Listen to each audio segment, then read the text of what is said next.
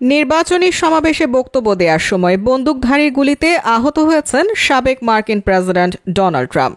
এই ঘটনায় সন্দেহভাজন হামলাকারী সহ আরও একজন নিহত হয়েছেন।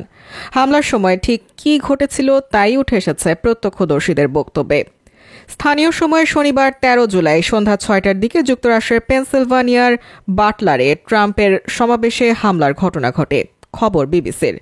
একজন প্রত্যক্ষদর্শী বিবিসিকে জানান তিনি সমাবেশের বাইরে ছিলেন এবং সাবেক প্রেসিডেন্ট কি বলছিলেন সেটি কেবল শুনতে পাচ্ছিলেন। তখনই ছাদে থাকা এক ব্যক্তি তার নজরে আসে।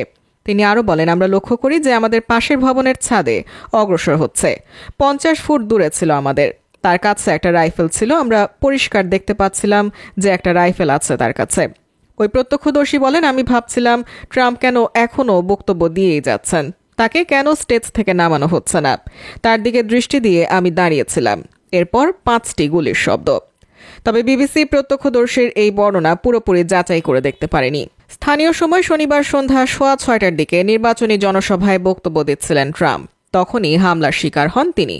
হামলার সময় সমাবেশে প্রথম সারির আসনে থাকা রিপাবলিকান সিনেটের প্রার্থী ডেভ ম্যাককর্মি জানিয়েছেন তিনি ট্রাম্পের ওপর হামলার ঘটনা দেখেছেন।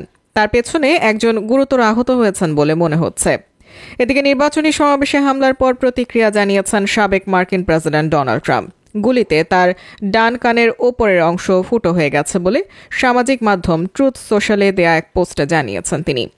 হামলার পর দেয়া প্রথম প্রতিক্রিয়ায় আমেরিকার গোয়েন্দা সংস্থা সিক্রেট সার্ভিস ও অন্যান্য আইন শৃঙ্খলা বাহিনীর প্রতি কৃতজ্ঞতা প্রকাশ করেছেন ট্রাম্প।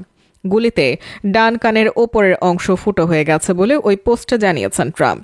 তিনি বলেন, হঠাৎ আমি শব্দ শুনি, সঙ্গে সঙ্গে বুঝতে পারি অঘটন ঘটেছে, আর তখনই অনুভব করি গুলি আমার চামড়া ফুটো করে দিয়েছে। অনেক রক্ত পড়তে থাকে।